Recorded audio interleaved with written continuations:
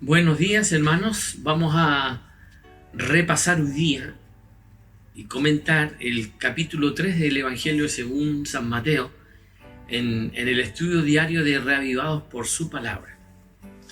En el capítulo 3 de San Mateo se inicia, ¿cierto?, allí el relato con Juan el Bautista, que prepara el camino del Señor.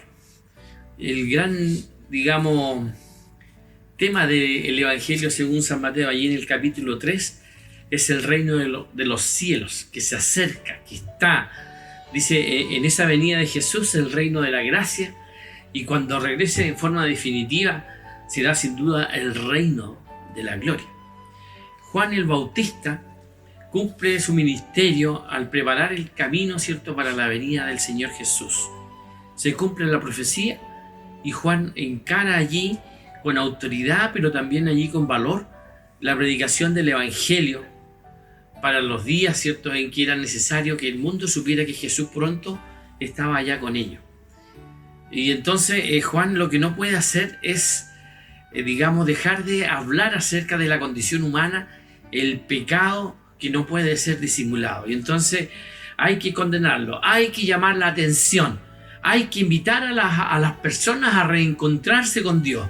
Y eso fue lo que Juan hizo en su predicación en los días allí cuando estaba bautizando en el Jordán.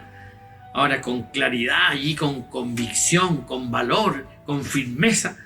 Y entonces allí él no alcanza con una apariencia de religiosidad o con hipocresía, sino que va de frente predicando a aquellos que necesitaban escuchar el mensaje de la llegada del Mesías.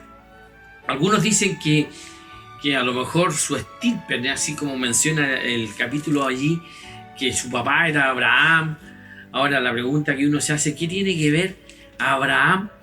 ¿O qué tiene que ver que su papá, ¿cierto?, sea Abraham, o usted sea un descendiente de Abraham?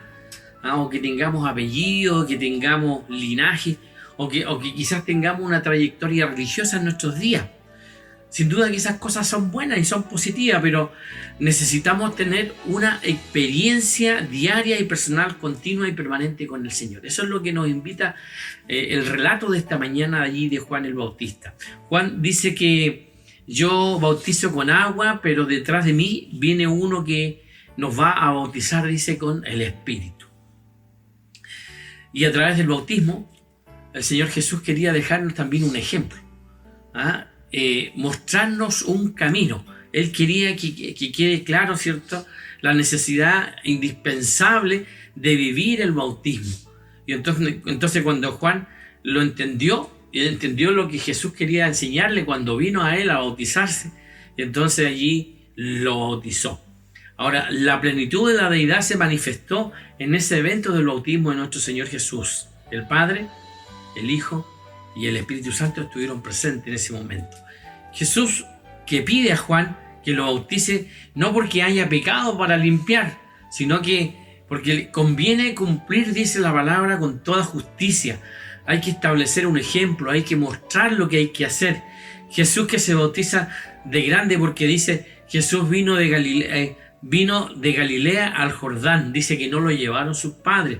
El bautismo de Jesús no fue con pocos días de haber nacido. El bautismo de Jesús fue un hecho consciente, porque el bautismo es para limpieza y para el perdón de los pecados.